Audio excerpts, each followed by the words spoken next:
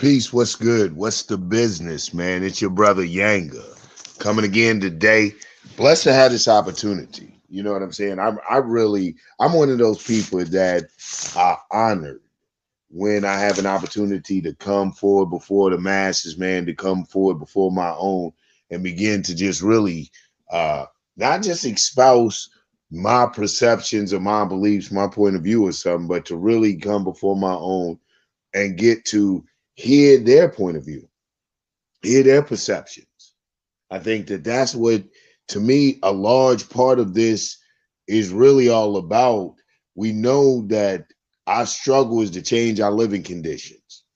You know, we know that that is our struggle, self-determination, to have we know we possess the ability, but have the right to begin to mold our own destiny out by our determination without people deliberately coming trying to stop that shit.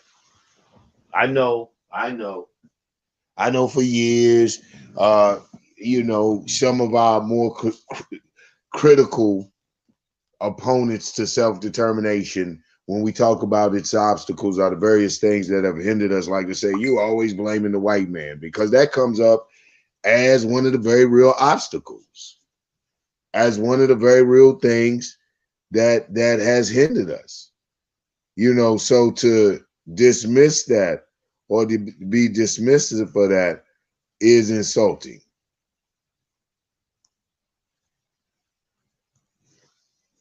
It's straight insulting.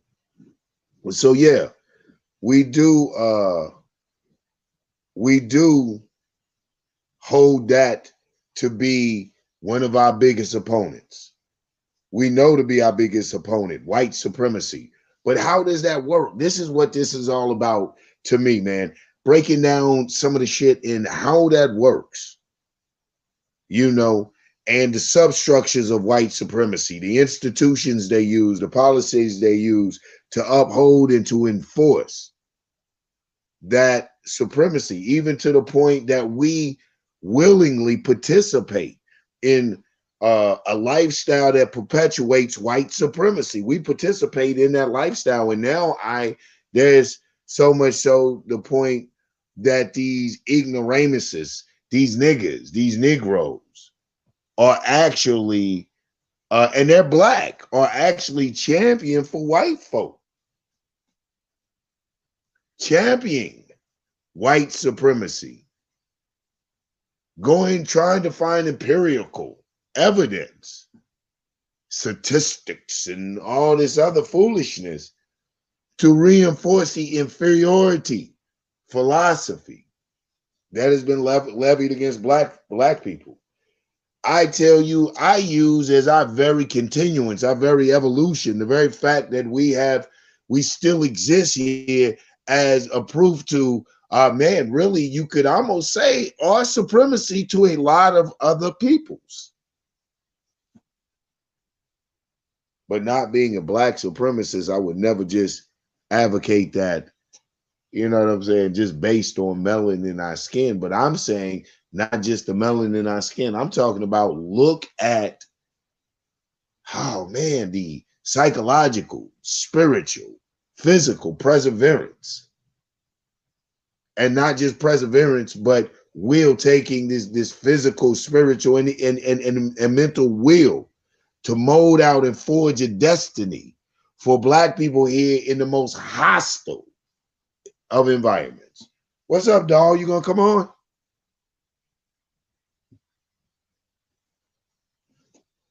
Come on and build with me. Out of Colorado. Rep it.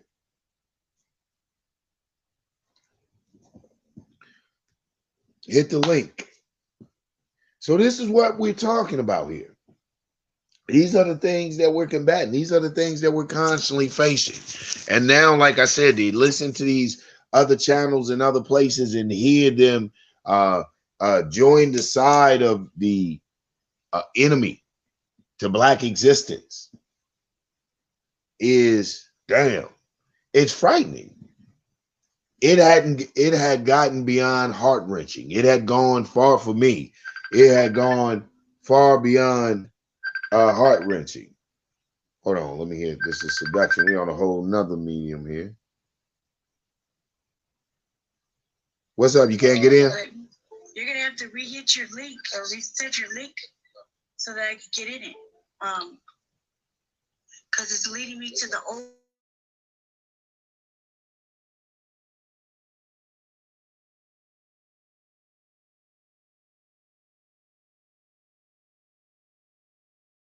That I should be able to get back in.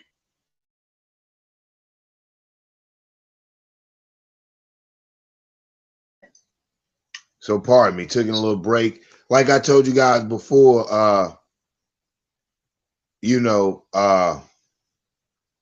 it's like I told you guys before, it's hold on, we're still in trial and error here. I'm still getting the hack of being hang it up, dog. Let me see.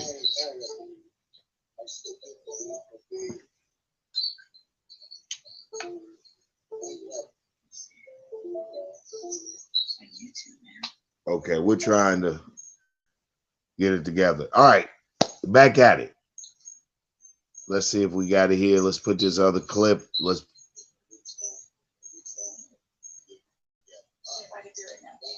Okay. Hang it up, dog. Hang up your phone.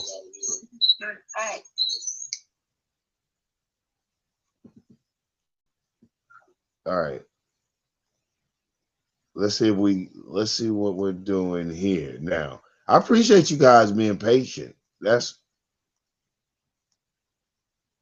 okay.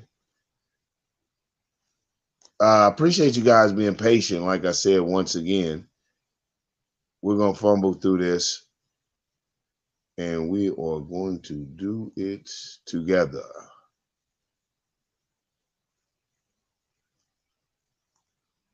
All right. Let's see if we got the right thing cracking. And I believe we should have the right thing cracking right here. All right, man. Whew. Trial and error, trial and error.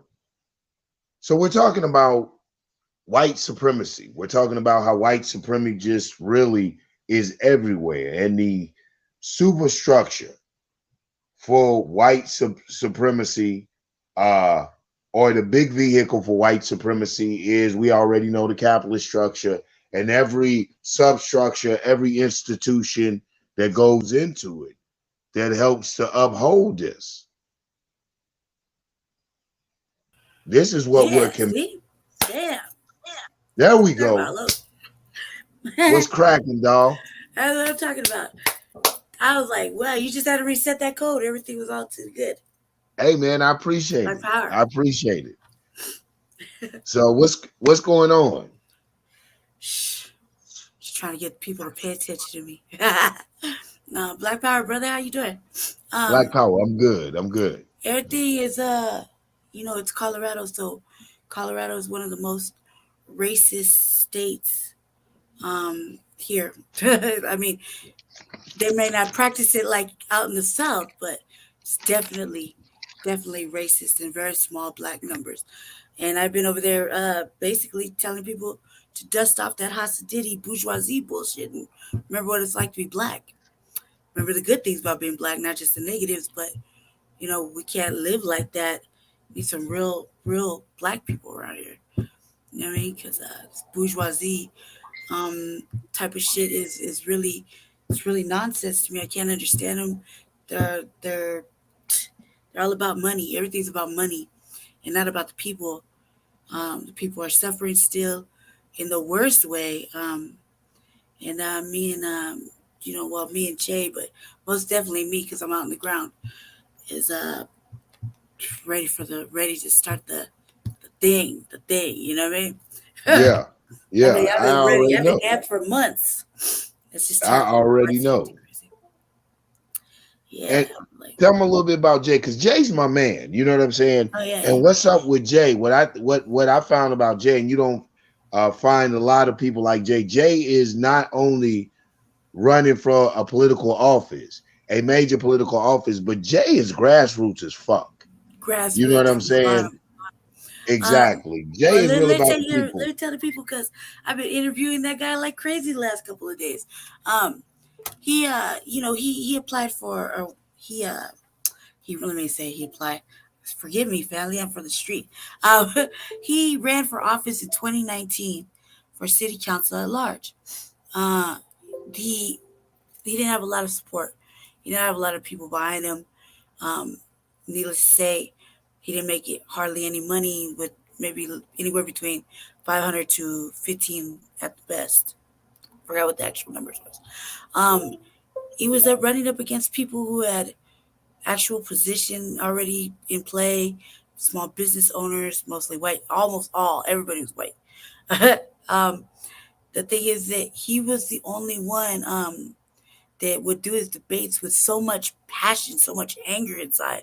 You know, he was serious about what he meant when he did the debates. I liked his answers. The things I like about now is that you got me. You're like, this is right here is gonna make you pay attention to him. He just they just wrote a article maybe 2 weeks ago where Yeah. they intentionally did not put him in the article for running for mayor. And he's been Who saying is it for they? 2 years. Who The who is newspaper, they? Seduction. the Who is newspaper, they? the Okay. newspaper. Call Um, out call out the bastards' names. I think it was Colorado what? Denver. Yeah, I think it was Colorado, Denver, right? And the Denver Post. I can't remember who it Okay. was. I gotta look it back up. Me and Jesse were at a sweep, and I was reading it to him, reading him the article, and I was like, well, we just can't let that be. I just cannot have that. So I kind of, told him, I was like, I don't know what you're gonna do about that, but every day for 2 years you've been announcing that you're gonna be the mayor. Everybody knows you're gonna be the mayor. You want to run, you're gonna be the mayor.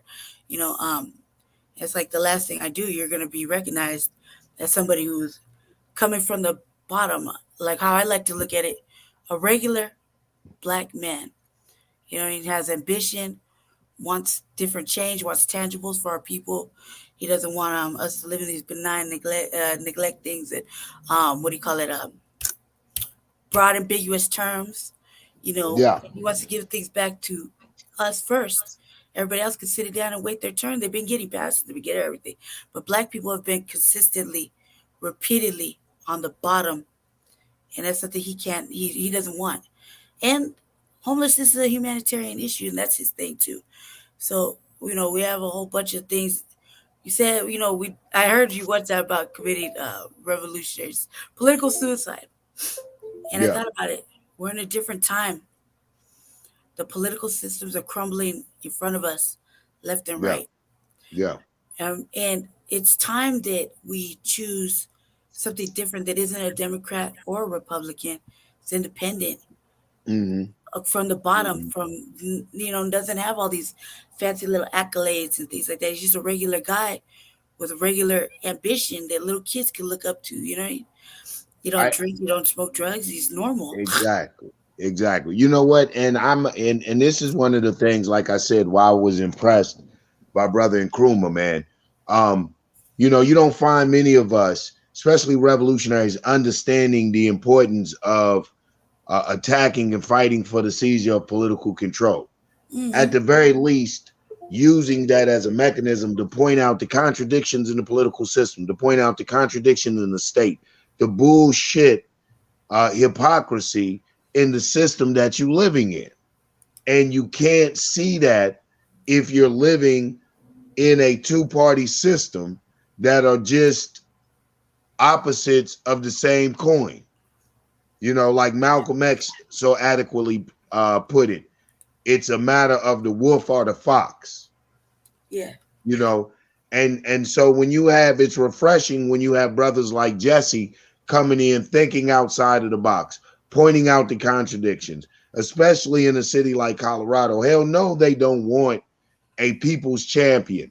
That is a tourist attraction. I Yep. mean, there's certain things that brings in monies. And what Brother Nkrumah is doing is drawing attention to a less favorable look of Colorado. Oh yeah. Yeah. And he's going You know hard what with I'm it. And saying? when he doesn't go hard, I make sure that I go harder so that they pay attention to him. I'm so used to nobody like me. It's been like that since I was a little girl. But you will respect him and you will take him seriously, because that man. has took a person like me off the street and gave them a book and educated or reprogrammed them, reset their whole life, showed me structure, stability. So if he could do that for me at the bottom, what is he really capable of? You know? That's why I leave that to, let them figure it out. Plus I'm disgusted with people saying you can't say pro black and you can't say this, you can't say that. Fuck that. It's a different time, different time. Those things, they didn't work. They don't work. They're not letting anybody flow and be um, you know, be one or black or anything. They're letting other agendas take control, and they're giving what it belongs to the people to outsiders that aren't here. You know, it's really upsetting. It's really upsetting that a lot of things are in your face and you're forced to, accept them and deal with them. And on our platforms, especially on mine, we don't do that. You know what I mean? Yeah, yeah, We don't do yeah, that because somebody has to be a regular individual. We can't do this PC shit because it's what they want us to do. And oh, if you don't say this, God forbid. Fuck it, God forbid. God yeah. forbid we get That's the upset. bottom line. Well, a lot of that shit is a smokescreen to take away from real issues. Like you said, the first thing is if we start addressing the black issue, it will take it takes the mask off of the whole of America Mm-hmm. and what it's been, the perception, the image it's been trying to portray worldwide. You know what I'm saying? I mean, so we've addressed every fucking issue. I mean, we've addressed every fucking issue except for the black issue, the racist issue, the very real underlying fabric of America, man. And Yeah, because we're I so mean, to just sit it's, down and take it. Some of us won't sit down though. That's a problem for them. yeah, It's freeing for us though because yeah, it yeah, needs to get out. The message needs to get out. The work has to get done. There's people out there that are really legitimately suffering under economic racism, environmental, not just us against us, but we also have to deal with the supremacy of it all. And I mean, I would be lucky if somebody called me a black supremacist. I'm like, well, for real. Thank you. We made it come up. We've come if up a it if for it had any, you yeah, know. if it held any weight, If black it did, yeah, supremacy now it doesn't. is only, you know, theoretical. You Yeah. know what I'm saying? And Is it really racist or prejudice? What are we talking about? You know right. what I mean? I would like to see that be more than just in somebody coming and bringing some documents trying to prove why we had this alleged supremacy and economically, politically, and socially we're not exercising it. Yeah. So, until that theory is brought into some type of practice, like I said, I'm more of a materialist. I look for tangible evidence. I think that tangible evidence should begin to guide a person's theory. It should begin to help them to evolve their ideology, what to add to, what to take away from. I'm not one of these people that believe in closing my eyes and making a wish. You Right. know what I'm saying? We've had those Real times shit. already. And the thing is also too is that you know, there's nothing wrong with sometimes not everybody can go with us, you know what I mean? Not everybody can be with it. Not everybody's meant to, be a soldier out there in the world and fight for things or some people just aren't built that way. And I noticed that. I noticed that here in this state. I live in Aurora, right? Yeah. Aurora is the most right now is kind of hot where I'm at. Right between my house, my block, and 4 block in each direction, it has been extremely active. Okay, I mean active, Mm. and I'm like, whatever. I cruise around. You know what I mean? I don't have no problems when I go outside in the street. I mean, obviously there's people that hate me on a regular, but I have no problems because in my mind, one day it's gonna be like that for real. And we can't be scared of anything anymore. There's nothing to Yeah. be scared of. Here comes Jesse. Now you can ask him yourself. Because I've been trying to empower him. That's part of the code, that Neely Fuller Jr. talks about, or the black code too. Empower your brother and sister. You get down, you pick them up, dust them off. And I don't think that we do that enough as individuals. I think that we're happy to see people fail, and that's that hater shit I can't really get down with. I don't have it in my pedigree, so I'm like, Oh man, it's a whole. I'm coming as I begin to learn how to maneuver through this YouTube space. I'm discovering all kind of weirdos out here. You oh know what I'm yeah. saying? Really, there's all kind of fucking weirdos out here, and there's Hey, look, you got almost a a little whole. following too. You got more viewers than I do. I'm really hitting that shit hard. But I guess no, the world wasn't ready for a fucking like for me to come out there. But I did it for him, and there's all these opportunities, but I don't really. I'm not feeling the confidence. There's a like people are weird.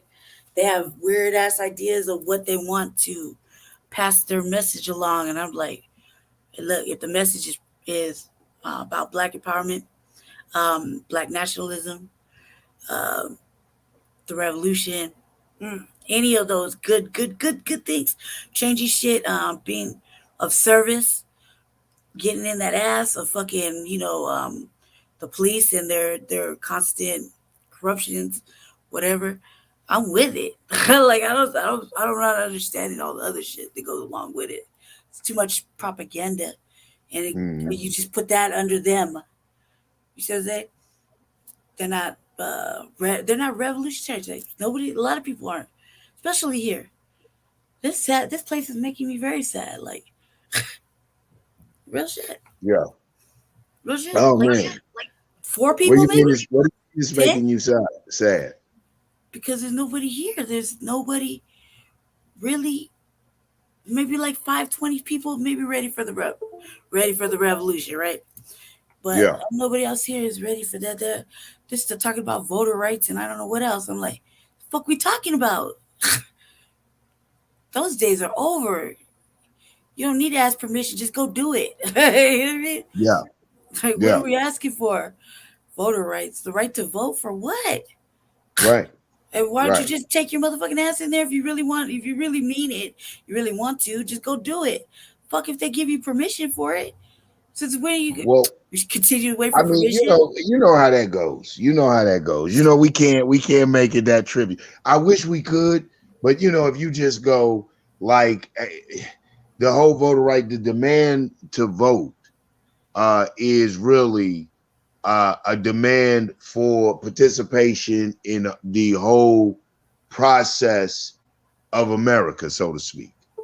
That's why that's a tricky thing. This is why we go after the reformists. Like I'm one who I advocate participation in the political process with revolutionary intent, revolutionary drive, revolutionary purpose, knowing what you're doing.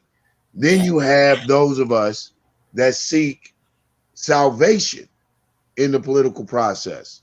They seek to reform it, not to abolish it, not to replace it with something better, but to reform it.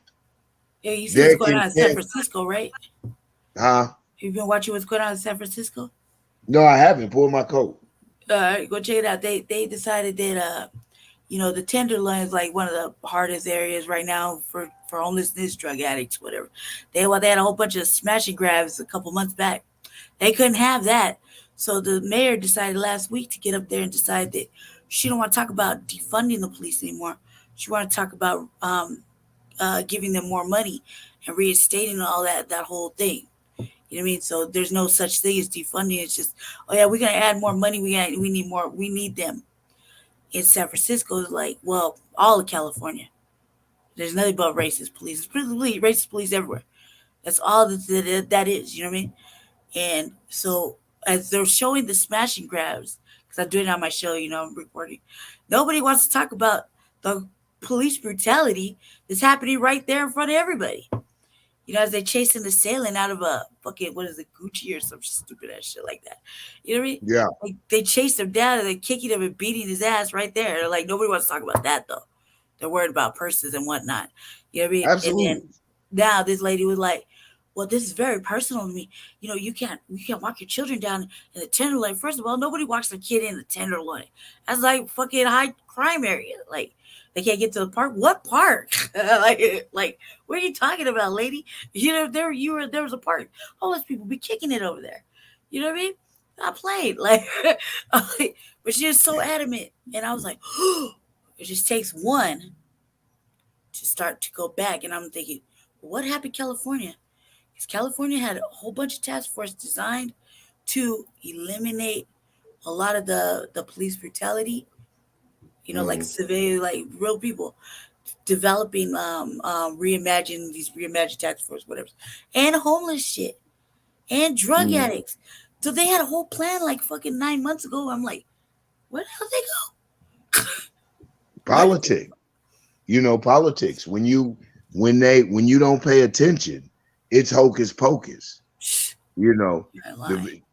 the promises, the things that were, or even some of the people that you have put in office to implement this change, man, it's hocus pocus as soon as you blink your damn eye. And as far as the brutality, this is what we be talking about. Um, whereas black people can identify with our portion of the society that are unhoused, with the criminalization, the dehumanization, the degradation of character, which allows us to be comfortable and sit back and witness brutality against a human being because they don't fit a certain class structure. Yeah, I Because heard we we're in a live color in coded caste system. exactly, Yeah. you know what I'm saying? And since we don't since and ours is so complex because black people fall in that. We will embrace anything that gives us some type of sense of security. So we'll watch back, we'll separate ourselves from the unhoused plight, from the we will find comfort in the separation of class. Well, that ain't me. I got a crib or this. So we'll what where they shouldn't be here begging for money or whatever, forgetting that really the same enemy at this particular time that has created this class structure, and that is uh implementing, man, this cruel behavior because someone has fallen victim to the condition that they have created, is like us. We still fall victim to that same shit. There's no comfort in the class structure.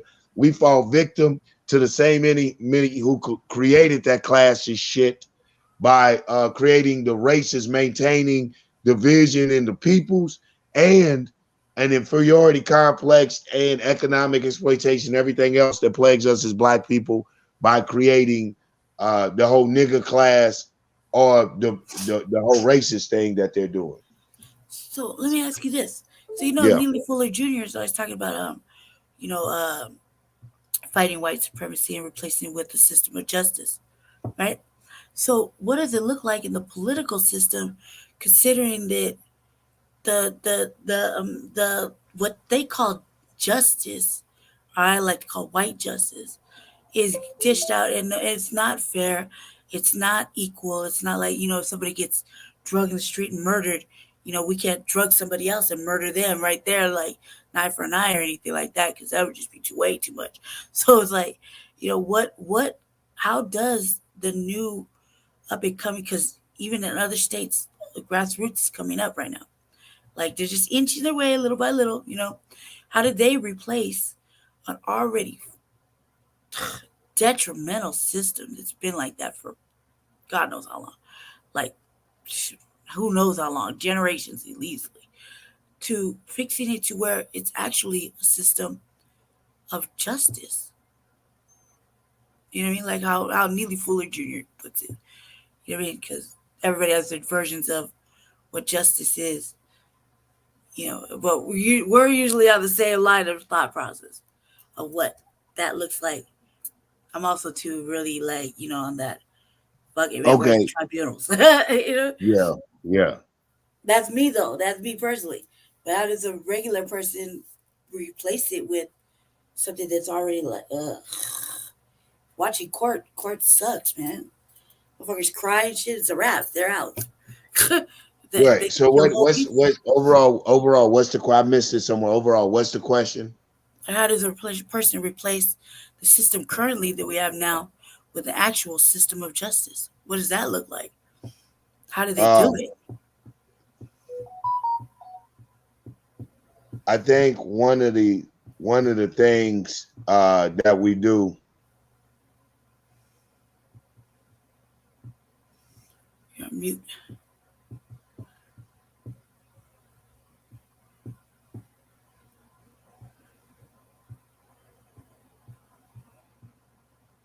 So um, I think it's one of the things. It's gradual. Well, I ain't even gonna say it's gradual. It's revolution. It's you replace it by confronting it everywhere that it needs to be confronted. I mean, it is no magic. It's no magic answer to it. Where's the injustice? If the injustice is in uh, whatever system, policing, then you have to confront that. You have to use the revolution, use dialectics, use the real principles to assess the problem, to look at it, look at the resources and where you're at and and what you possess, and attack the problem. It's not going to be overnight. You know, Yeah, you no. said, well, yeah, yeah, Tangible is supposed to be a absolutely. marathon. Huh? Tangibles is a marathon, not a sprint. Absolutely. Absolutely. We do things like what Nkrumah is doing, what Che is doing, Yeah. what the Black Panther Party did, and what they did was point out these contradictions of the state. Yep. The Black Panther Party pointed out the contradiction of the state by providing the basic essentials of the people: food, clothing, shelter. Hmm. And not only did they point out the contradictions of the state, they put into practice programs that would address the needs of the people. And that's what made them deadly, or made them, what they say, made them a threat to the government. So this is what we have to do. We have to have people constantly pointing out the contradiction of the state, where the state is not meeting the needs of the people, and groups to begin to build institutions, not just programs, but institutions to be able to fill those needs of the people and create what we need for a future. We have to create the revolutionary has a type. We have to begin to create the revolutionary type, the type that we need to fill these voids in the future. Hmm. And that comes through institution building. We Yep. have to build the schools, the defense forces, the health through nutrition forces. We Yep. understand that their system of white supremacy is not just, like I said, it isn't magical. It's not just something that's just floating over the people, but it's held in place by substructures, superstructures, Yep. schools, hospitals, police. We have to create the counters of those. Where their schools teach you domestication of the black male, it teaches dependency on a state that doesn't like you. It teaches a dream of inclusion, assimilation, Hmm. individual upward mobility, saying all that to say it teaches you, if you believe in this system, you can make it. Yeah. And we understand that to be bullshit. Yeah, for sure. Okay. For sure. So we begin the process of changing the system by creating the institutions that counter the institutions they have in place. Yeah. And Yeah, that's because what we that saw the shit's kind Panthers of do. come to a screeching halt here in Absolutely. February between our children and our grandchildren's lifetimes. You know, like that real shit. Like, you know what I mean? Like, it's bad. Like that shit is just horrible. Like every day somebody's making an uncalculated decision that's gonna affect millions of people and the economy that this country has. I can't say that word, economy that this country has. I mean, it's just getting bad, and there's no, there's no good choice right now. everybody's on some old judgment shit, but there's nothing that's really going on that's truly beneficial. What happened to your candidate? Did you guys got a candidate over there? Did you guys are, you know, helping out? You're on mute. Yeah, I'm sorry. I was on mute. I had to shoot out for a minute, so I missed that question. I was letting you hold it down. Let Letting me you hold it know. Let down. me know. I'm holding it down. Did you? What happened to the candidate you guys were running? The gentleman. The You guys what? were. Did you guys have a candidate you guys were trying to find out about? Off in Atlanta, man. My dude. Yeah, I supported this candidate in Atlanta. He was running for councilman of Ward 9. What's up, son? I'm going to put the link up. He was running for councilman of Ward 9. He didn't win. Huh. He Okay. Yeah. didn't win to my, and he didn't win because I'm gonna tell you, black political apathy. Nobody black supported. A white candidate won in a predominantly black district. See what I'm And the saying? only and the only thing he's gonna do is further exploit it, open it up for further commercialization. That way, he sees the bigger picture of gentrification. He's about to open it up for commercialization so that eventually they can bring the Starbucks in, buddy.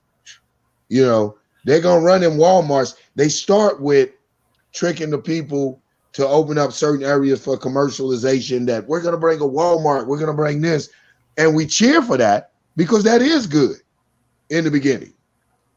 Yeah. It Sounds good. looks Yeah. like it's going to bring jobs to the community. It looks like it's going to revitalize the community.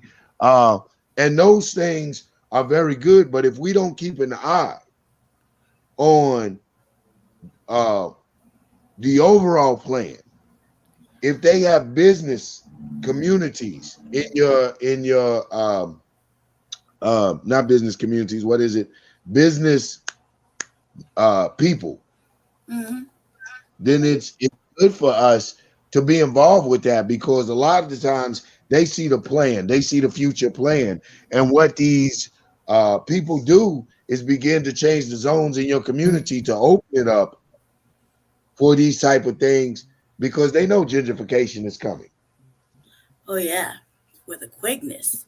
Right, I mean, like right. the thing is, it's so detrimental, man. I'm like, well, what can we do? And see, with in that young man's case, that'd be the same thing this young man faces, and we're trying to avert that right now with the 15 months that we have to do it, because it is going to be a struggle like that where no, you don't have the black vote. But then I'm thinking, well, we do got this. Although I'm not really quite sure on how that works. I have to look into who actually can vote. Can the incarcerated vote? A question mark. I have to really look into it. I'm pretty busy. You know, Yeah. how you're allowed to vote, start registering at 16. Does that mean you can vote at 16? Question mark. Jesse, are you in here? Jesse, we see your space is dark. Jay, what's up, man? You in here? Jesse, is your internet acting funny?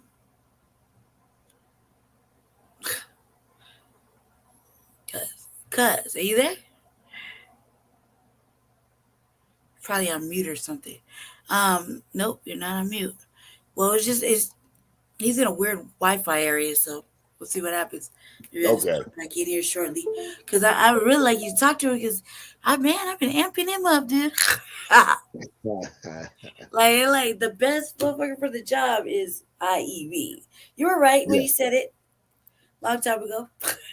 yeah, yeah, Like super renegaded.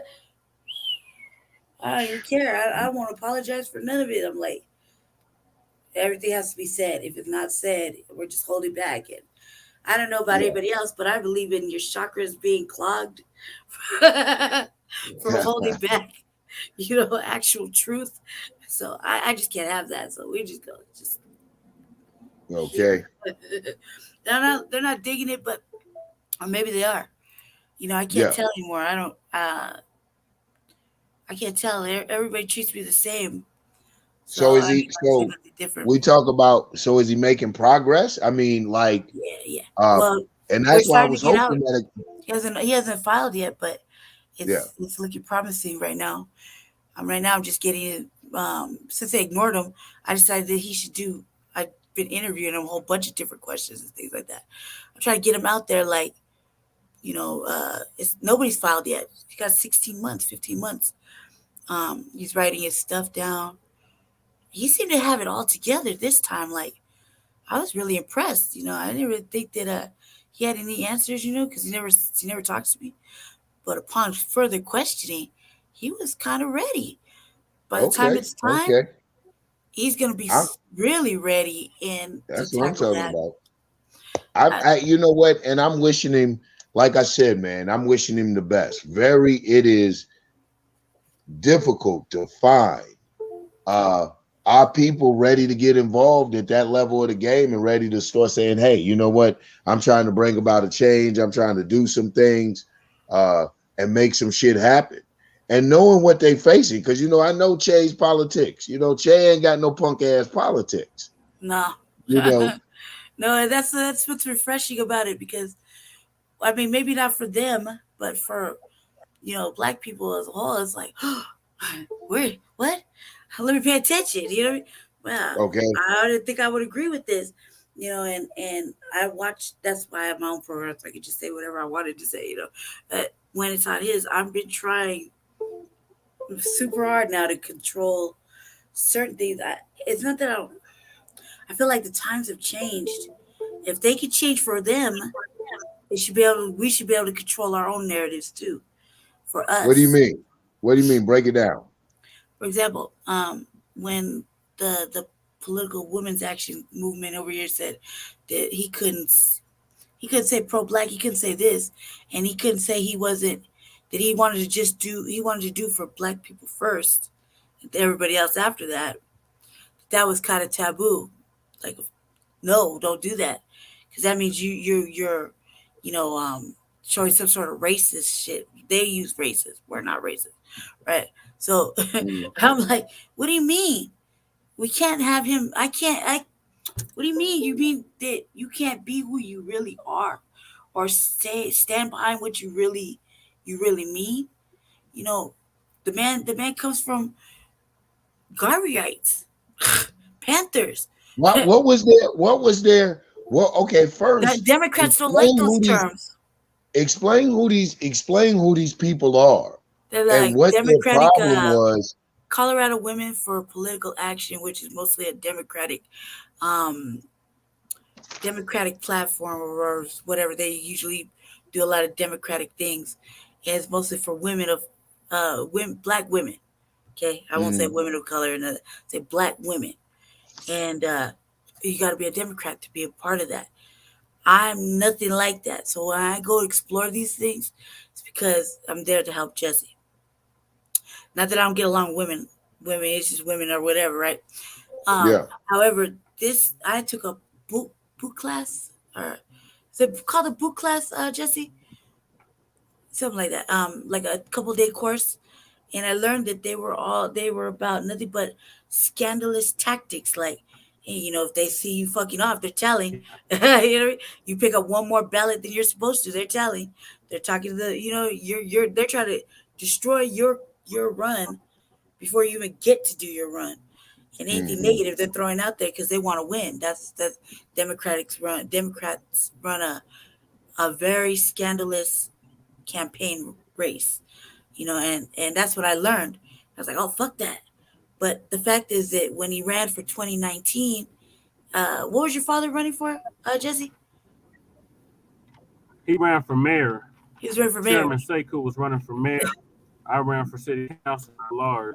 And how did the CBWPA or whatever the fuck they're called, uh, how did they don't like your pops, right? No, because he called. Well, here we go. Yeah, because he Ah, keeps talking about something else, but they took it out on him. They took it out on me, right? I act like I don't know what the fuck they're talking about because I didn't. is that so? So Do you think is that they're why hindrance. they're? So let me ask: is that why they're penalizing Che? Is that why they're saying, hey, you Yeah, can't use because these words? Because you I'm can't use these curious words. as why. They're not okay. When you got a Democrats don't like pro-black and black agenda and black first and we'll do everything for everybody else, obviously, but Hear we me? already look at our people first. And when I was like, so they asked me because they're doing a little mock shit, like, what is your person stand on? It's like, well, he's black first, like pro black, which is true. I didn't know it was a fucking different. I didn't know I had to answer it differently than how I was thinking about him. You know what I mean? And because that's me and him, I'm like real close. You know what I mean? So that's just Yeah, answer it the way it was. She's like, you can't say that. Why not? That's true though. He is pro black because you're gonna exclude everybody else. And like I remember I talked to you about it. I was on that the was that was yeah, her answer, that you're going to exclude exclude everybody else. everybody. You're not Hey, practicing inclusion. what do you think? I mean, and we hear your campaign manager going in, and I know seduction will go in. I know seduction doesn't play. Yeah, But what do you think yeah. their problem was? Was it? Do you think it was generational? It visited you from the issue they had with dad, or is it that they're just anti-black, or they're not pro-black? And if not so, what the fuck are they? They're the Democratic Party. Oh, they're black women. Yeah, They just bed they're wenches to not it. pro Yeah, like black. I mean, they shied away from us even saying pro black. Um, they basically said that we couldn't say that, and I'm like, what do you mean we can't say that? Like that's what we are. We're pro black. We're for our people first. We have a black agenda. What do you mean we can't say black first? So it's that democratic shit with the Democratic Party, which is a white supremacist party, just like the Republican Party, and they want to keep white supremacy in place. They don't want the black messiah to rise. They don't want black people to rise. They want to keep us in our place and keep us on that treadmill to nowhere of voting for them. yeah. And I just gotta Yeah. have So it. you up there shaking shit up. So what's their role? Why are they Yeah, so vital then? Do you like absolutely need them or something? Or what role do they play in the whole political process up there in Colorado? We just have very well, few political options. Colorado is a purple state, but it leans more blue. So it's a Purple Democratic break it. strong. Hold on. I'm gonna throw the brakes in it. I'm gonna make you pump the brake. Because we know our people, our listeners out there. We know the red states. We know the blue states. Talk to us about a purple state. What is a purple state? So outside of Denver and Boulder and Aurora, Colorado is a red state. But since the major metropolitan areas in the state are Democratic, it leans more blue than red. So we call it a purple state because it flip flops. Like every so years, it goes from being a blue state to a red state and vice versa. But as of late, it's been a blue state.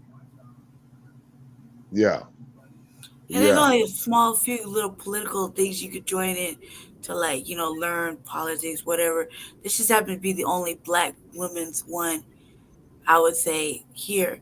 And they make you known, like, because I was always about this practice mad colorism, right? Mad yeah. colorism with me. It's religious. They hate me, okay? That they hate me so much because I'm like kind of pretty.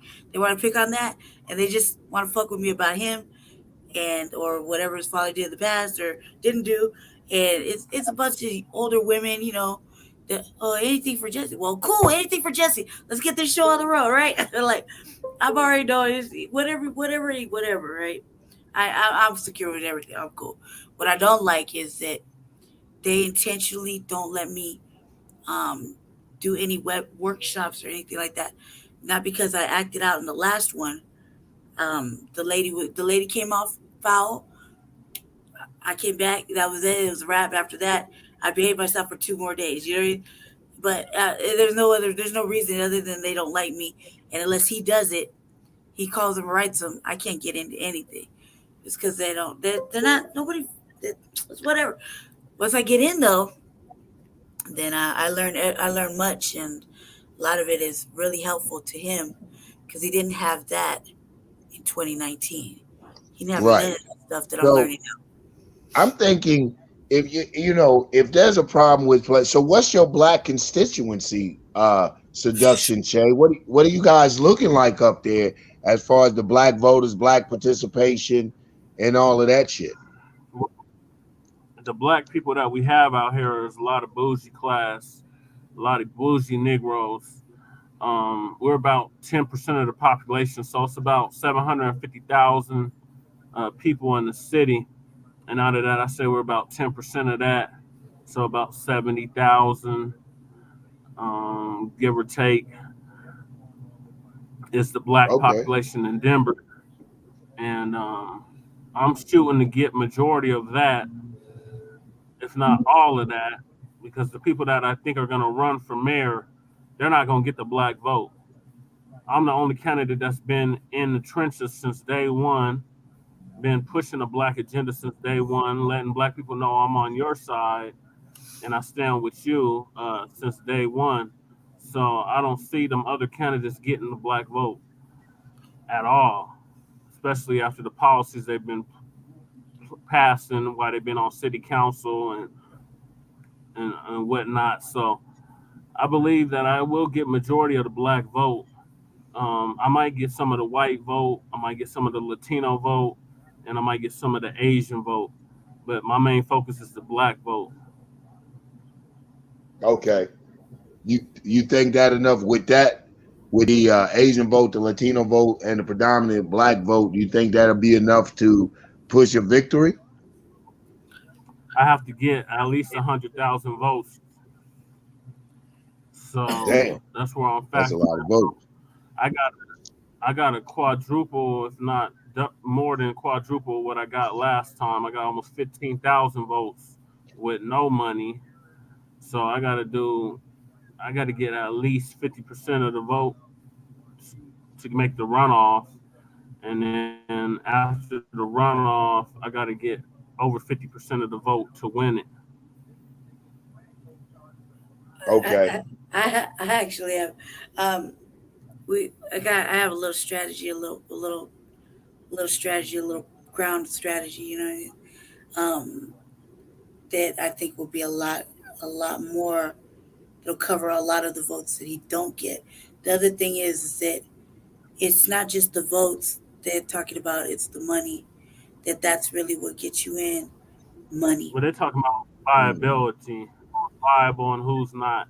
So if you're able to get the money, then they consider you viable. I witnessed it with my father when he ran for mayor in 2019. They would say stuff like, "Oh, well, you have to raise this much money before we consider you, a viable candidate." And it was something like $50,000 you have to have raised before they let you participate in certain debates and certain forums. So I'm shooting to get 100,000, at least 100,000. This race is going to cost over $1 million. Whoa. Yeah, That's man. like everything we, which is okay to in our mind. It's like it's gonna be every cent we create going to that, and that's okay. I feel good about that. I feel really good about that because in my I mean, mind, I feel like that is from the we ground. seen recently that the money doesn't win. Like we had a school board race, and the brother that we were supporting, he had all the money behind him. He had mailers for days. I mean, every time I checked my mailbox, there was a mailer, or glossy, as they call it, Hmm. and he didn't win. And the lady that just had her husband knocking doors won. So I mean, you gotta have ground game, you gotta have money game, and you gotta know your political game in order to win this whole process, because this is definitely a process. And what I've learned from 2019 is I gotta have a team. Like you said, Bay is basically my campaign manager. I gotta have a treasurer. I gotta have a secretary. I gotta have all of that stuff that I didn't have in 2019. So I'm in the process of building my team. So when I file, I have all that stuff in place, and then I can hit the ground rolling from there. Because I'm not gonna file until early next year, because I have some things I need to handle before I can file. Because they're looking at everything. They're looking at my criminal background. They're looking at my credit history. They're looking at um, whatever you can name. They're looking at all of it, and they're gonna put it all on display if it's not right when I file to run. So I got to make sure I got all my I's dotted and all my T's crossed before I file to run for political office again. Me, I'll probably just fake the black because yeah, not that Well, I'll fake we the black definitely definition. He does. we He definitely we definitely wishing you the best on that. We already man, shit, we know it's an uphill battle, but man, I know we're feeling good. Your strategy sounds good. You guys coming out strong. And I love the way, as long as I've been rocking with you, you've been consistent and steady. You know what I'm saying? Focused on the mission. I only see positive things coming out of it. I do know what I want to ask y'all about, though. If you guys are Okay. familiar with, I'm sorry, you were saying something, Che? Oh, I was just saying. Okay, go ahead. If you guys are familiar with Robert Palmer, the guy, the Capitol Hill rioter, that got 5 years. Y'all heard about that? in Yeah, Washington, I right? heard he got 5 years. I didn't really go into detail with it, but I heard he got 5 years. He got the longest sentence out of all of them. Um, How many up? How many other people were sentenced? I mean, give a breakdown, give a rundown. it was Yeah, that like I dude's from say about Colorado, right? 20, 30 of them was sentenced. They got mainly slaps on the wrist. Majority of the charges they received was just trespassing. This guy, he got, I forgot what they charged him with, but he got the most time out of all of them. Him and the guy that had the bull head on his head got the most time out of all of them. But them How much? Trumpsters was Yeah, there they was a weren't few of them from bullshit. too. How much time did Deerhead get? Okay. They gave, I believe they gave him 18 months. That motherfucker is a straight Viking.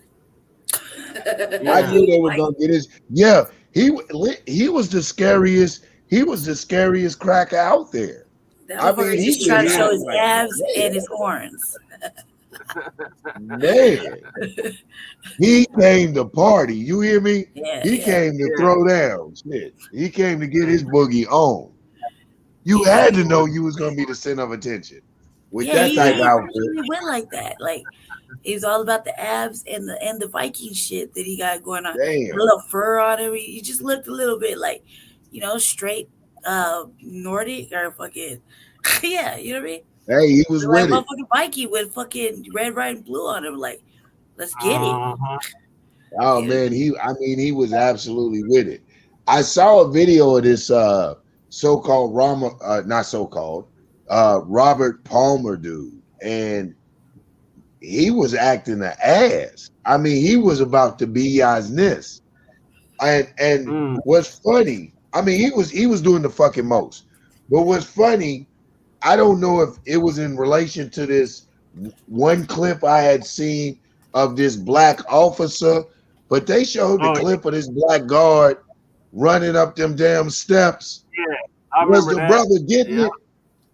Man, that brother was getting it. Now, Yeah, he was. I don't advocate violence, and I damn sure don't advocate senseless violence. I will say this, however, I don't think at no other time would a black officer been more justified than shooting one of them crackers in their ass than when they Yeah, nutted yeah. up at the cat. Oh, there you go.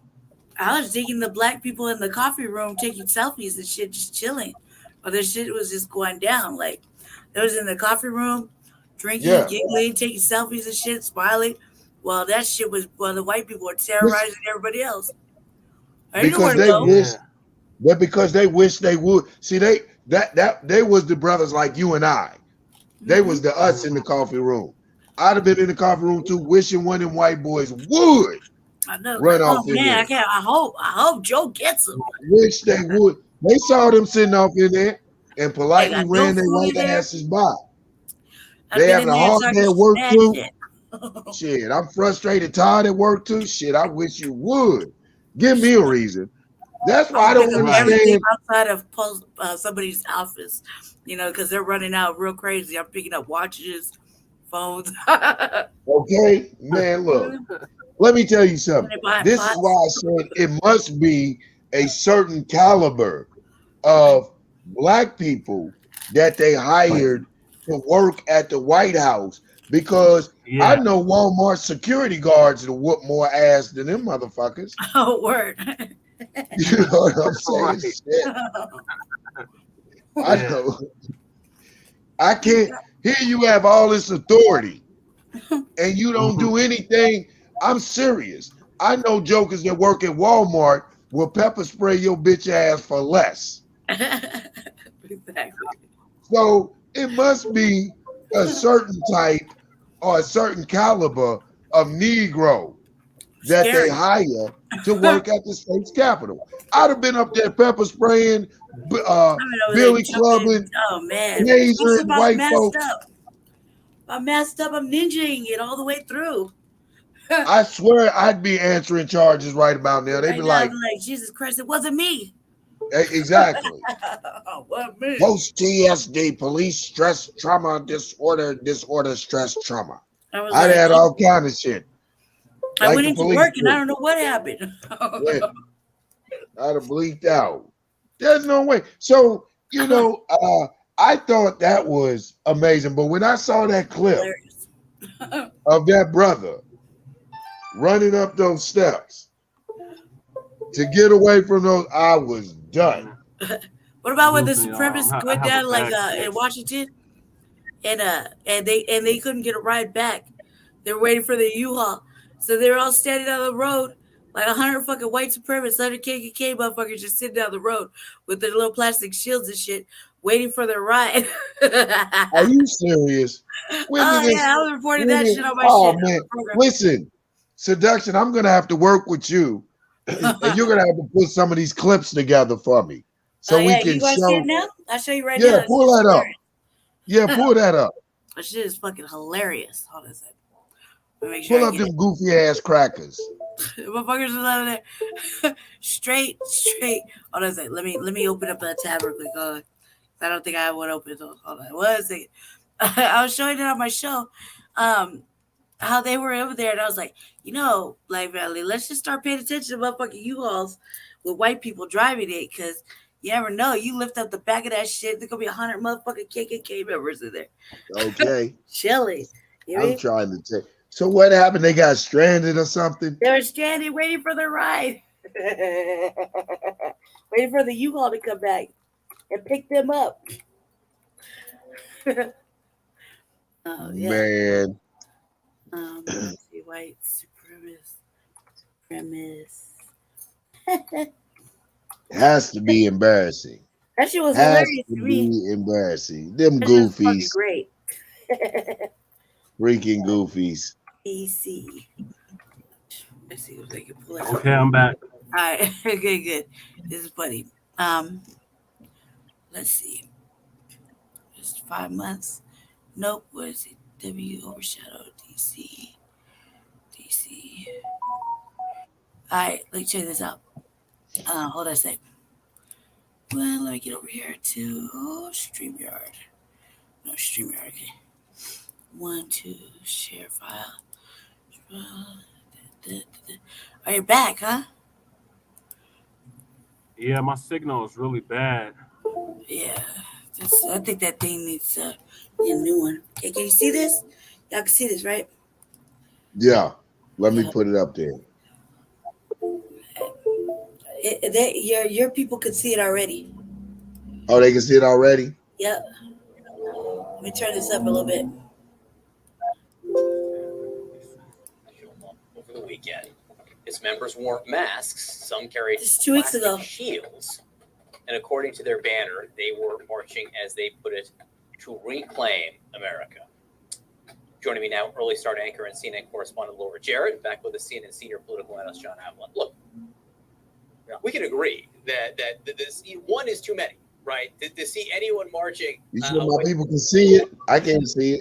Hold on a The sec. message that they're delivering or not. Yeah. I just, it is known. Oh, shit. Really, what has changed since One Charlottesville, second. right? I mean, that's 2017. The FBI director, to your Hold on a point, second. the idea that we dismiss this as sort of fringe actors. The Hold FBI on, director, one right? second. Chris Wright has told us that the number one threat to this country, domestic terrorism-wise, is white supremacy. He has said that this is on par with ISIS. And the question is, since Charlottesville, what have we done? What has the government done to address I mean, there has been legal accountability and culpability, as we saw. I mean, Okay, in now Alberta, can you see it? in Charlottesville, to the tune of $26 million. Yes, no. No, I can add it to the screen. Let me add. And none of that changes the fact that these folks are cowards. Everyone who runs to find security in a blood and soil movement is because Why is it they not are working? weak Okay, and now. they're trying to pretend they're strong.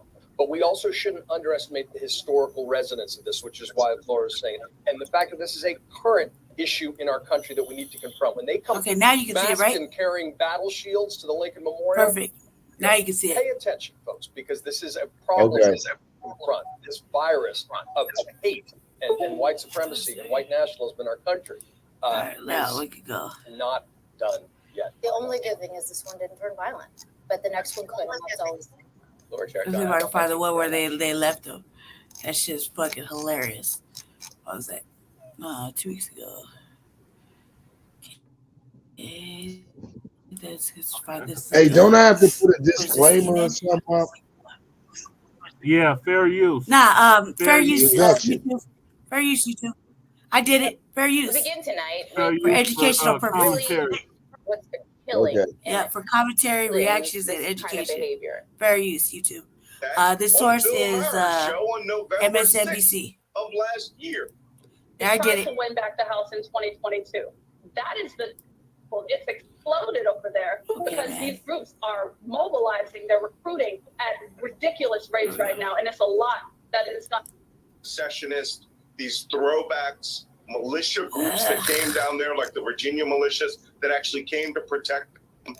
And All right, let me just every type it up type here. of nasty neo-Nazi that there is. And you saw them create a wing of the Right. conservative movement in a way that didn't exist before. I mean, even in the heydays of the 1980s. This shit of is militia- recently happening. Like, this is horrible. Like when I showed it the other day, Right. I mean, like, we this is going on snooze. now.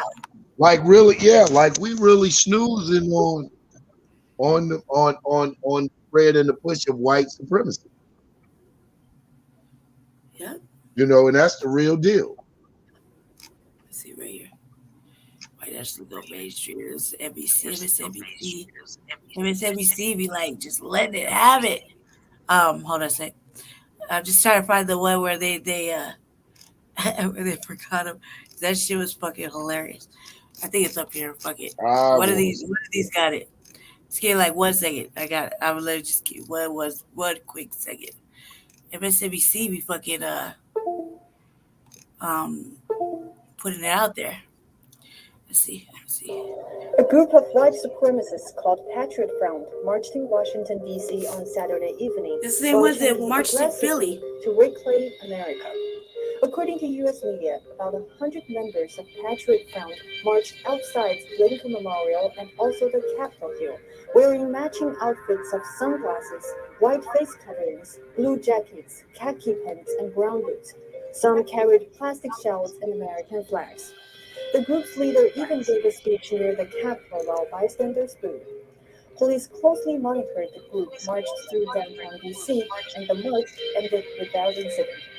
According to the Anti-Defamation League, which is the leading anti-hate organization founded in 1913, Patriot Front is a white supremacist group whose members maintain their ancestors conquered America and bequeathed it solely to them. Yep. That was just 2 weeks ago. From Washington, D.C. 2 weeks ago. I was all over it. I was like, geez, man, this is gotta be recorded. Like, That's the people gotta march know where they that. had the shield. Yeah, I couldn't find it, man. I couldn't find it, baby. I don't It is now remember. 9:02 and new this morning. Only Oh, shit. Action Sorry News about was that. there as protesters associated. I No couldn't find problem. it. Don't sweat it. Yeah, it's out there. It's real. and it's encouraged, and we find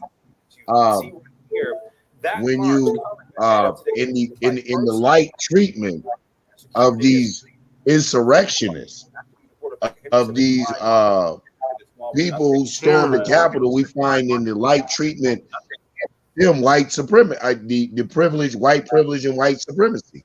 We find that, and when you find the treatment that light, it encourages that type of behavior. Yeah, it does. You know, and the march it emboldens the white supremacy to come out. I mean, say it again, brother.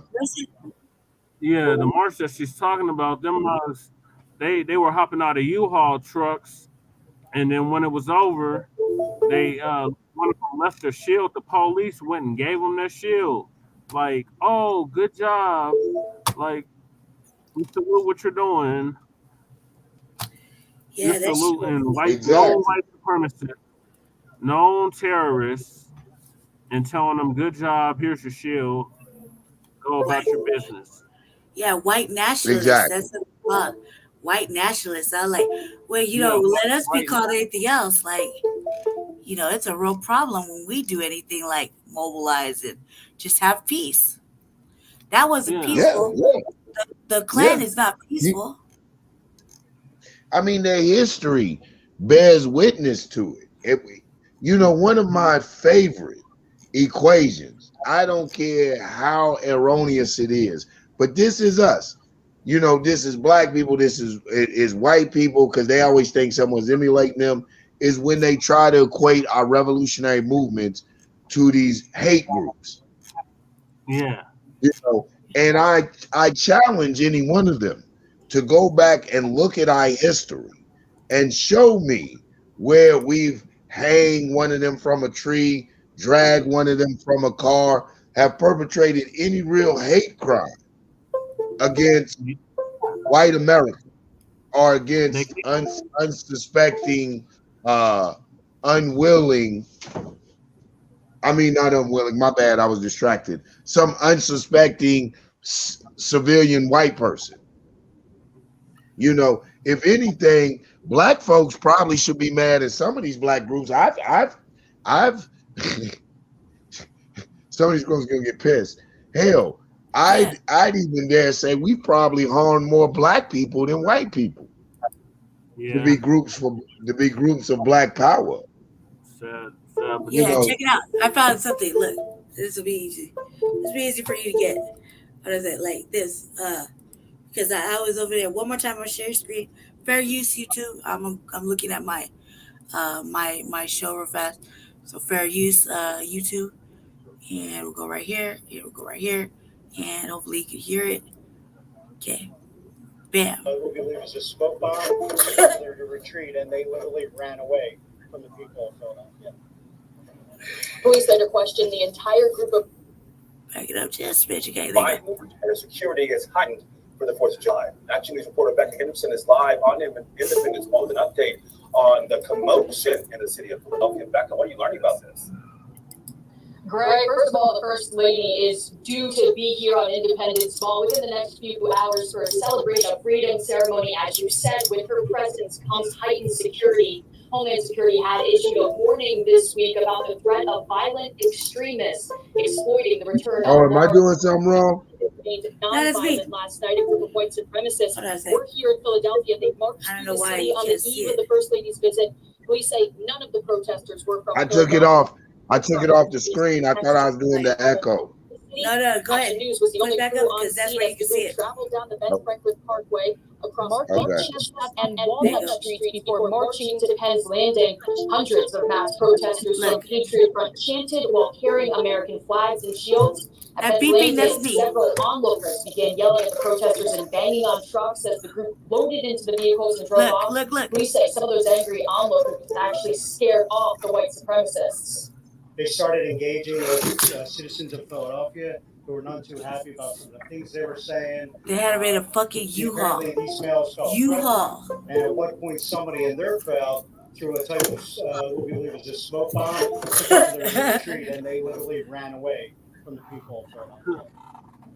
Look. Police later questioned the entire group of protesters after pulling their trucks over for safety reasons along Delaware Avenue. Now, police say no property was destroyed during this commotion last night. We are hoping to learn more about why these white supremacists were in Philadelphia. But again, this was on the eve of the First Lady's visit to the city. Live on Independence, Becca Hendrickson, Channel 6 right? Action News. Alicia? All right. Right? Fucking crazy. They were in U-Hauls. That's how they're coming. You know what I mean? They're coming like that. They're coming hard and heavy.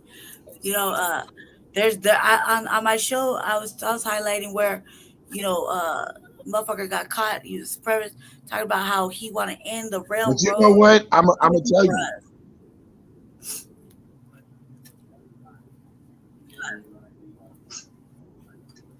You was highlighting what? Say it again, seduction. They want to end the railroads. They want to shut down all forms of transportation to end black people. On that same program I was watching that I just showed you on my shit. I mean, I was all over it that night. You know, I was just on a roll of fucking and You know what I mean? Like we're really at war, family. Really at war. We lost, brother. It's this program. We gotta come back. We gotta hold it down for a second. Okay. Good afternoon. Good sir. Good. It's not evening yet. It's afternoon. He's in the East Coast. It's evening where he's at. It's like 5. Well, maybe that's early evening. evening. Yeah, you're right. Absolutely. I'm glad he's back though. Let's be thankful. Yeah. That's cool. I I didn't was know he had waiting. Like nobody's gonna teach me nothing if you don't come back. You back, Kanga? You know, getting his mic and stuff together. Anyway, back to what I was saying. Yeah, you know, it's all bad. So they're popping out of trucks. They wearing khakis and shirts. Yeah, those U-Hauls with the pillowcase. Yeah, that's crazy. I mean, you know, but like I said, you know, it's crazy that not only that they're jumping out of U-Hauls, what's the, you know, what is creating the climate that is encouraging this surge, right? You know, Trump said, and this is what I mean that we have to be. You said again? On my broadcast that I was showing, Trump made it possible to. They felt like they had a president that was just as motherfucking bigoted and racist and, you know, anti-black as anything else. So they're riding with that. Yeah, he made it possible for them to come all out. You know what I mean? That's all it is. Go ahead, check. I was saying he emboldened them white supremacists. He made it where it was okay for them to be out the closet racist. And now we got to end the closet racist and Biden. So now, you know, racism is just showing its ugly face all around, the covert and the overt. I prefer mine's overt. Right. Yeah, I think that's the thing. You know, you said the key word to me that Trump emboldened. You know, that the racist element already existed here. Right. He just emboldened them to come out. He just emboldened them to come out with it. Right. You know, so the question is about.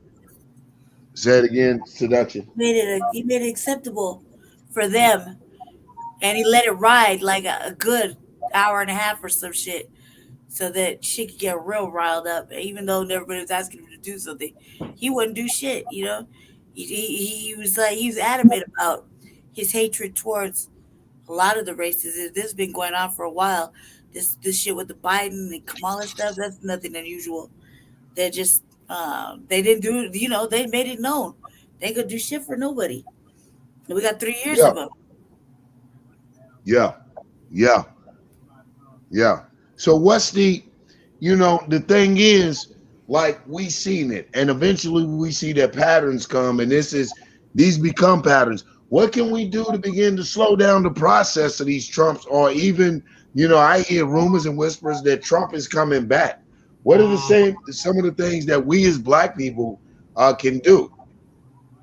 Well, one thing is when Trump was in office, you have Black people speaking to each other that hadn't spoke to each other in 10, 20 years. If anything, Trump brought us closer because, we couldn't deny the fact that there was racism, white supremacy. With Biden in office, a lot of Black people have just went back to sleep and saying, oh, well, it's not as bad as all that. And we're saying, no, it is as bad as all that. And Trump exposed that. So what Black people can do is plan, strategize, and mobilize while Biden's in office, wake up out this slumber. Because if Trump is going to run again in 2024, that should put us all on alert. And we need to run our own candidates for office. Like, we need to run Black first geared candidates for political office in order to combat that. Because they're going to run their candidates, so we got to have ours. And we got to support our candidates that have the Black first agenda. That's for Black people. That's not for everybody or want to do for every other group, but that's specifically for Black people. We have to support them. We don't support them, and then we say, well, why is things the way they are? Well, we don't support the candidates that have our best interests in mind. So we got to start there. We got to start, supporting Black businesses because we got to have an economy. We have to have our own economy to combat this.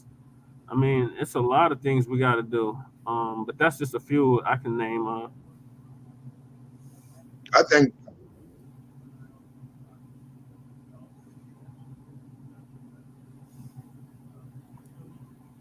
Go ahead, Brother Young. You muted yourself.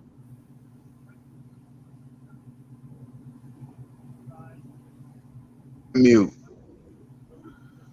Go ahead.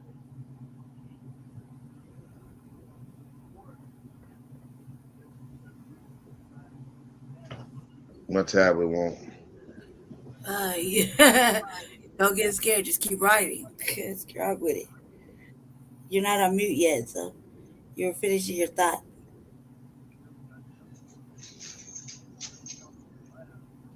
Okay, there we go. I don't know what's going on with my little electronic devices. It was a pause before I came off mute. But I was gonna say, man, I wholeheartedly agree. That we're gonna have to participate on all those on every level of the game. One of the things though is just getting our people to see the importance of it. It is the process of domesticating the Black man has been so thorough that, and when I say Black man, I'm talking general. I know I'm gonna have all these people on YouTube because I've been here, like I said, I've been hearing some real weirdo shit.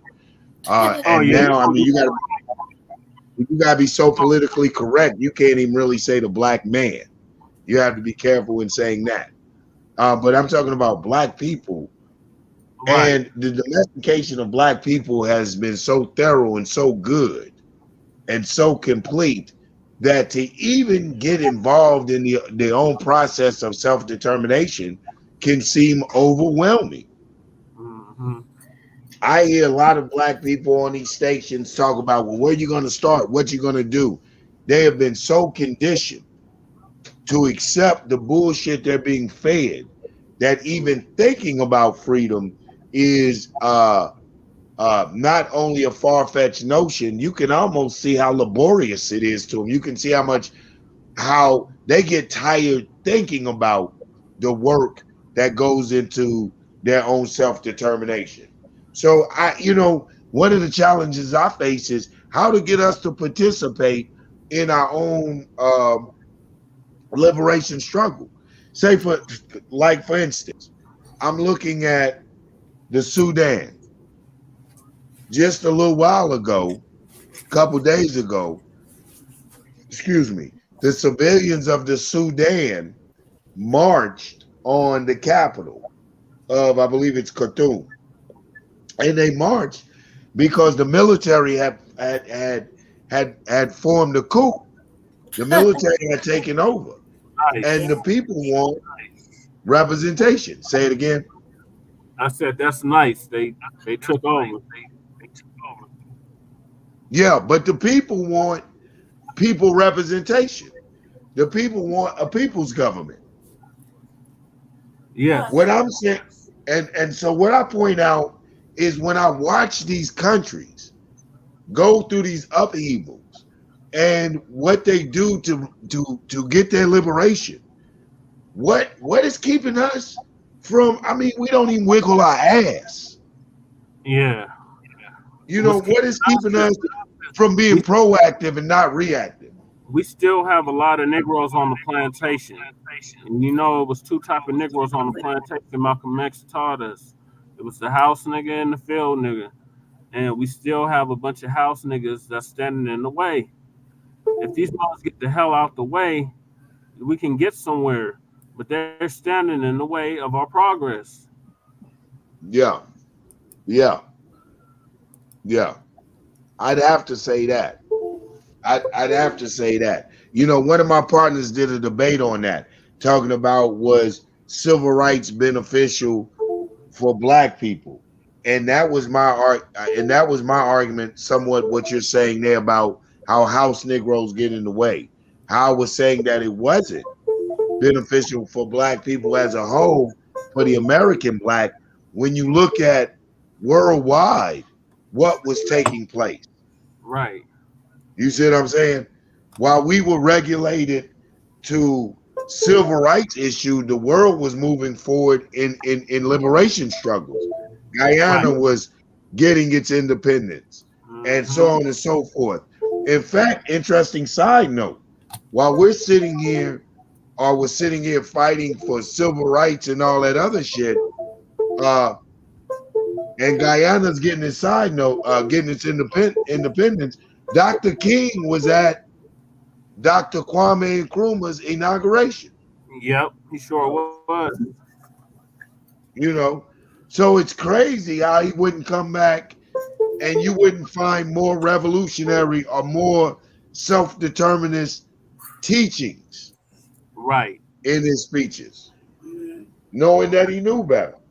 And when he realized, and it was after Malcolm X died, that he realized, you know, that he had integrated us into a burning house. But by then, too late. The Civil Rights Act had already been passed. And the Civil Rights Act is benefiting everybody but us. The Civil Rights Act was initially for black people, for black Americans, for the descendants of slavery, the people that built this country, the people whose blood, sweat, and toil went into the economy of this country. And now all these other groups are benefiting from the civil rights movement, including the LGBTQIA plus whatever community are benefiting from it, and white women are benefiting from it.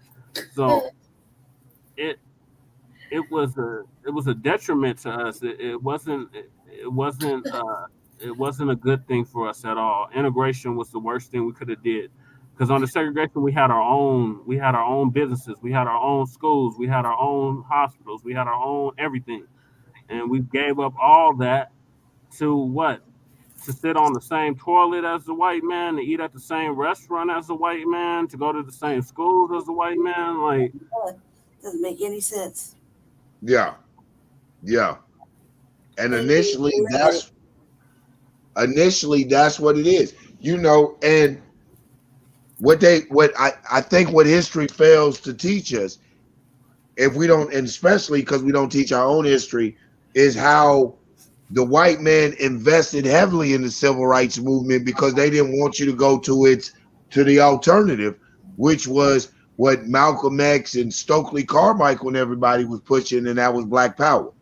Yeah, Black Power, Black liberation, Black empowerment. And now we are in 2021. And there's a new resurgence of Black empowerment, and it's channels like ours that are pushing this message of Black empowerment. And I salute all the Black content creators that are pushing Black empowerment.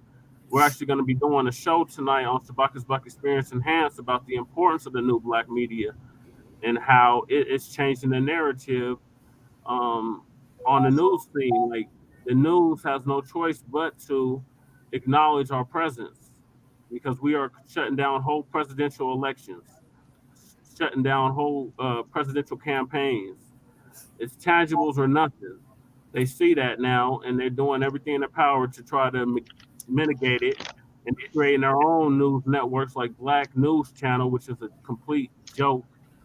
And now they're having to lay off their people because they're not reaching the people like we are. We're boots on the ground. We are on the front line. That's why we call frontline Black News because we're on the front line of the struggle. And these other media uh, creators that the white media has put in place can't do that because they don't have the pulse of the people like we do. We have the pulse of the people. We are the people, and we're bringing this message straight, directly, no chaser, straight to our people that need to hear this message, need to be educated on our history, need to be educated on our movements, need to be educated on where we're going as a people in this new decade, in this new millennium. And we're going to continue to push for our tangibles for as long as it takes. They're going to pay us our reparations. We either going to take it or they're going to pay us, but we're going to get our reparations regardless. So we are That's right on. we're the beacon of hope for all the diaspora, um, in the fact that we are the only people that have not stopped fighting white supremacy. We've been fighting white supremacy since we landed on these shores, and we continue to fight it still to this day. Hmm. Absolutely, absolutely. And like you said, that fight will never stop. You know, shit, as long as we're here fighting it, Right. that Right. that fight will never stop. It was something you said, man, and I meant to write it down. And I was looking for my pen and hadn't found it. So it slipped me, but it was oh man, I can't completely think of what it is, but I know we were talking about the apathy, our lack of really wanting to be involved. Dr. King, the whole civil rights, the derailment of the civil rights from our fight, it luring us away from our fight for self-determination, as in the likes of Malcolm, as in the likes of taught by Stokely Carmichael, and so on and so forth. Right. Oh, like you said though, King did recognize about integrating into a burning house. Yeah, a little late, a lot of late. Yeah. Yeah. But you know what I'm saying? A lot of late, a lot of late. But so as time changes, as we're so far into this assimilation or integration, what is the revolutionary message now? I hear a lot of people saying, well, you can't exist outside of capitalism. You got to have this money. So what is the revolutionary message now? Like back then it was for, or people would say it was for recognition, equal rights, voter rights, just all around basically citizen rights. So what is the struggle for now for black people? The What would struggle you say? now, the struggle now is definitely for reparations, and we need our own institutions. We need our own institutions. So, Dr. Neely Fuller Jr. puts it: there's 9 areas of human activity, of which racism, white supremacy controls. That is economics, that is education, that is entertainment, that is labor, law, politics, sex, war, and religion. And we need a parallel um, structure to combat this. So we need our own. We need our own institutions. We need our own banks. We need our own everything on all levels. So the goal needs to be not to integrate, but to separate, and that's going to be a gradual process. It's not going to be overnight. That's going to be a marathon, not a sprint, because we are so uh, intertwined in the system that we have to break away piece by piece, little by bit, little by little. but we need to create our own institutions while we are breaking away. So one way we're doing that is with this new black media. We are taking over the media. Even though Yeah. YouTube is owned by white people, we have our own YouTube channels in which we are pushing this message of black empowerment, of black liberation, of black self-determination, of everything black. And we have to continue that momentum into the next year, into the next decade, into the next century. And alongside that, have our money right, get our money together, get our money right. Um, Buy schools, buy institutions, um, create whole communities like we were doing here in Colorado with Unity Community, building self-sustaining communities like they're doing in Georgia with Freedom Town. We have to separate. That's the end goal. The end goal has to be separation. We have to separate from these savage cave beasts and create our own communities like we did 100 years ago. We had our own communities 100 years ago. We had Black Wall Street. We had Rosewood. We had Wilmington, North Carolina. We had a lot of black communities throughout this country, and we can have them again.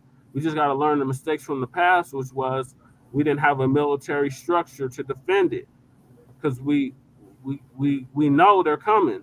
We know they're coming, and a lot of black people are scared to build again because they're fearful that if we build again, they're going to come in and destroy it once again. So we have to have a Yeah. military structure in place to defend whatever it is that we build. Well, exactly, and I think that's where the unity will come in, will play a major part because we have a lot of these paramilitary groups coming up. We have a lot of, you know what I'm saying? So I think it's just getting a working cohesiveness. We have to begin to just work together, get this working cohesiveness. That too, and I mean, I think also that is it we got to stop. We don't just got to stop it, but we have to condition ourselves to think that we can't be dependent on them anymore. They're just constant letdown and failure and set up to fail, and in the end, we have nothing to leave our children. The people that do are able to make the money they need to buy businesses and whatnot. They're able to do that, but they don't want to share their wealth. Needless to say, they shouldn't have to if they worked hard for it. I mean, I wouldn't really expect it, but think about it. And just like the rich man don't want to share his shit either. So we have to think that, okay, well, what do we do when in that case? Well, in that case, we have to take a little thing out of the homeless. Check it out. The homeless know how to survive. They know how to work together. They know how to build whole little things going on for them, little communities, little family units. And they know how to forage. They know how to find. They know how to gather. They know how to protect each other. They know how to self-police. Yeah, there's some dysfunction here and there, but for the most part, for people who have nothing, they have a lot. And that's what I think we need to look at. A lot of this with money, money makes the things a lot easier. But what happens when they decide that your money's no longer good enough? We can't use it anymore. It's obsolete. It's like you shouldn't have a book. It's like propaganda. And they just are really taking shit away. And you don't have any skill sets like knowing how to get under the ground to turn the water back on, or knowing how to use solar and lunar energy to power yourself, or the littlest amount of candle wax can keep you warm for a whole night. You don't know how to do certain things, then you're gonna be lost while we rebuild. Because right now it's looking very very much like everything's under surveillance. Okay, so what if you were a little radical, little revolutionary, a little radical, a little whatever, right? Who cares? There's no privacy no more. There's no quiet secrecies and shit. You almost got to figure out how to fucking like fly a kite and fucking talk to your buddies. But Yeah. for cases like us, how would that really happen? Except write a letter and they could stop anything anytime. Well, You know, they have apps where you can talk to people encrypted. They yeah, have apps like Signal, and there's other apps where you can talk encrypted, where the government can't hear what you're talking about. You can also go back to using walkie-talkies, yeah. stuff like that. I mean, there's ways around it. We just have to go back to We have to go our really old think ways of that way. doing things. And It's that's better that way yep. sometimes. Disengage. Like, you know what? How freeing it is to put the fucking phone down and the computer just walk away for a few days. Freeing. You know, it's back to the time where, like, people in our generation, we know how to entertain ourselves. People in the new generation, the new generations are lost in the game. Us and before us can know how to build, create, and entertain ourselves without all this cyber stuff, and also know how to get the message around better than this waiting for everybody to share it and like it. I'd already Mhm. passed out like 300 flyers by now. You know what I mean? In the Yeah. last hour and 40 minutes. We You know? become. I think that's a part of it. I think that's a part of the whole plan is creating. It's like the Matrix. Creating that dependency on the system. And the more you create that dependency on the system, it does just that, makes you dependent. And we begin to stop thinking outside the box. And once we begin to stop thinking outside the box, we know, it goes into how we're going to make it now. Once you stop thinking, because thinking outside the box is where creativity and ingenuity lives. Right. So once you stop doing that, it's how am I going to make it? It's like, I don't know. It's almost like, I don't know if you guys have children, but I'm sure you've talked to children, and in talking to the children, like you asked him something, it's I don't know. Uh-huh. And you know what I'm saying? And it may be simple. It's like, well, go do it. Well, how do you do it? Yeah. They don't even think outside the box and don't possess what's the words I'm looking for? Ability to They're lazy. They're kind of lazy. They're like kind of yeah, lazy. lazy, and the tools right, and the tools to come to the proper equation. Hmm? You know what I'm saying? Like they don't possess, like I would almost say damn near something like common sense. Like Right. the deduction tools, like yo, man, 1 and 1 is 2. But I see more of that happening to us socially because of the dependency on everything else. That's facts. Like I mean, I my oldest one is like God, like 20 something, but I know that I'm looking at them in the manner like, man, this you is nothing like me, man. Like, yeah, like everything's a fucking like, gotta conquer it, right? But now it's like everybody's so these newer generations are very sensitive. Can't tell them anything. They're really defensive. Can't ask them shit. Can't get involved. And I didn't remember a time where it was like that. I remember motherfuckers were really like, "What do you mean? Well, get to it. Tell me what's going on." Like, So well, how did that lead to this? And how did then you were engaged? You were engaged, and then you had a task. You put that person on a task. Your children on a task. They had no other choice but to do it and do it right. yeah, That was mediocre. It's like how do we wipe that down half as we go? it's social. Real It's the times have changed. Modernity and technology flipped the game. Like, for example, bullying. When we got bullied in school or we had our issues, it stayed in that school. The worst you may have is a year or two. It may follow you from freshman to sophomore, some shit. Now, it's with this social media and it being such a big part of these young people's life, bullying is a life-changing thing. Yeah. Not only is it at your school, it's at other schools, it's national, could go international. It's I mean, it doesn't die, and now these kids are so They're cool. losing their mind. They Right. blowing up shit. They shooting up shit. What happened to fucking just taking the motherfucker out in the back and just keep fucking him up? Just beat that kid's Well, ass. Back and forth. like I'm saying, it's the grievance is bigger. Like we used to do that, we'd have beef, we take you, we whoop your ass behind the school or whatever, and it was a wrap. Yeah. Now it's all on social media, and not only is the fight not over, these niggas go to remixing it, putting beats and shit to it. Now you getting your ass whooped to a beat and a remix. Yeah. You know what I'm saying? The social pressure is crazy. Yeah. So that's why the parents ain't doing their job either. They were too busy being friends instead of getting in that ass. Like I had parents that got in my ass. And ain't none of them my friends. They're all villains. Still. Like, well, just talk about it. Let's just discuss what's wrong with you. Fuck that, man. Whoop that. Spank his ass. Yeah, I would agree, but I would agree, but when you're looking at like what I talked about, social media, the deeper assimilation, like it's not the ramification, because like we from the ass whooping era. Yeah. But I go so far back, I remember when corporal punishment was legal in school. When the principal beat your ass. Yep. Me too. Or the principal will allow you to have your ass beat in the office. Right.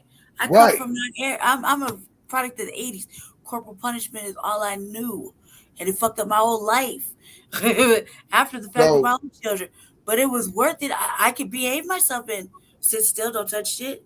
Speak when, I know how to behave. Well, you have home training. You have manners. This new generation, they wasn't taught that. They weren't taught that. You literally have kids raising kids, and the kids wasn't taught that, and they didn't teach it to their kids. So now you have two generations of just dysfunction. They're scared, man, because you can lose your kid for whooping off on them because they did bad things in school, or they didn't do their, they're not on point. When all you want is all of that's best. But that's by design. When we talk about this system, capitalism that profits off of your misery is by design. The prisons are privatized. When you lack discipline at home, you're already creating an element, to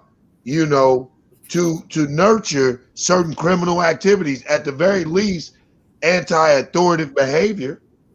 Yeah. At the very least. And they've already mapped that if you can't read by the 3rd grade, there's a prison cell for you. Absolutely. So, school to prison pipeline is very real. And it's very ironic that the school cafeterias in the schools look just like the jail or the prison chow halls. You see what I'm saying? Absolutely. Insane. Absolutely insane. Well, listen, fam. When you do your next one? Listen, fam. Yes, when are you going to do your next one? Man, I be doing them periodically, but I'm going to do one tomorrow. You guys are permanent permanent panel members. So, okay. I need this enhancement. So I'm going to go live, and maybe live around tomorrow. Maybe 3 might be my thing. So maybe about 3:30ish or something. All right. Okay, well, I just subscribed to your channel, so just post the link for the StreamYard in the chat like you did today, and we'll get on. Absolutely. Man, I appreciate you, Chan Krumah. Seduction, I appreciate you. You know how we rock, guys. Yeah, and it's I all put your about stuff at the website too. So cool. you all your new stuff too. So it's highlighted. Man, that's what's up. Well, we're about bringing that information to the people. Thank you guys, man. Second show. Appreciate y'all showing up and showing out for me and with me. Yep. Yes, sir. That's what's up.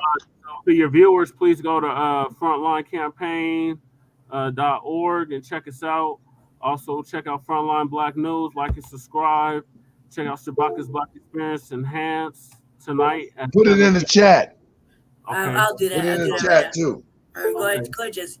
And check out Shabaka's Black Experience Enhanced tonight at 7 p.m. Mountain Standard Time. We're going to be talking about the importance of the Black media. The number is 516-418-5996. Press 1 and you'll be added to the queue. Thank you, Brother Younger, for having us on.